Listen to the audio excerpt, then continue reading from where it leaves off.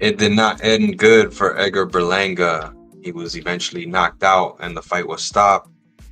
I want to start off by telling you guys, please like, comment, share, subscribe. I just want to tell you this was a great night to watch some boxing, and yesterday was too. So it's going to be that time, that moment. It's righteous with another video. Alright, so I'm going to be reading an article for you, and I want to let you know what the plans are for Charisse after winning this fight versus Berlanga. But this was a pretty embarrassing end for Berlanga because he was calling himself the King of New York. A lot of people were expecting drama from this fight, at least some kind of smoke coming from Berlanga, but the fight seemed like it was only 2 rounds because it ended in 5, and for 1 round, Berlanga was getting pieced up, getting dropped, and the second round that he wind up losing in, which was the 5th round, he lost almost immediately. So I'm going to be reading this article, and I'm going to start by saying, making his super middleweight debut, Britain Charisse, sorry if I'm saying that word, his name correctly, stopped Berlanga in 5 rounds on Saturday night at the Louis Armstrong Stadium in Queens, New York. In doing so, he became just the second fighter to defeat Puerto Rico's Berlanga and the first to beat him by knockout, something Canelo could not do when the undisputed champ beat Berlanga, aka the King of New York, this past September. Charisse 22-0 with 1 draw, rocked Berlanga with a left hook with 45 seconds to go in the 4th round. However, Berlanga managed to stay on his feet until a third punch followed up forced him to hit the canvas. As soon as Berlanga rose to his feet, Charisse continued to unload power punches on him and found more hooks around the guard that knocked Berlanga down again.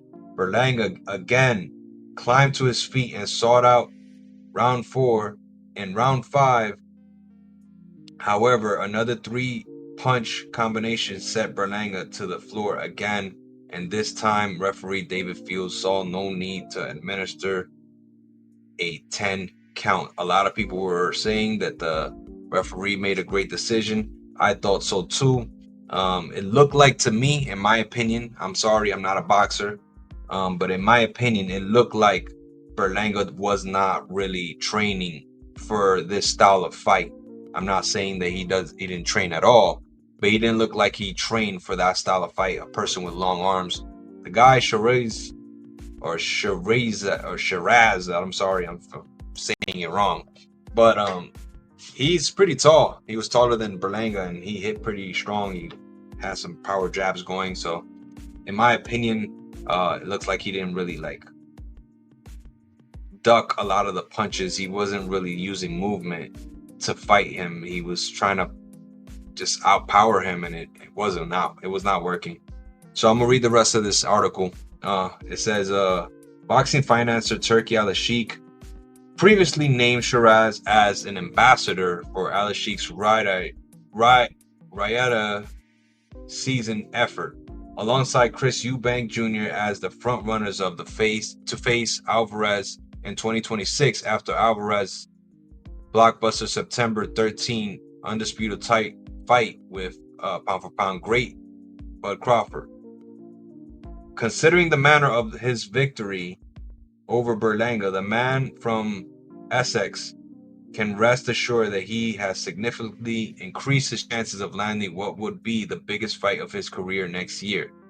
In the night's co-feature, Shakur retained his WBC lightweight title with a wide unanimous decision victory over William Cepeda. Stevenson, still undefeated, for moving subject to criticism in the past for moving too much and producing unexciting fights. But on Saturday, he changed things up. Stevenson traded with Cepeda and came off landing the more meaningful punches throughout their 12-round fight. It was the popular opposite of what we've seen in the previous fights that Stevenson has had.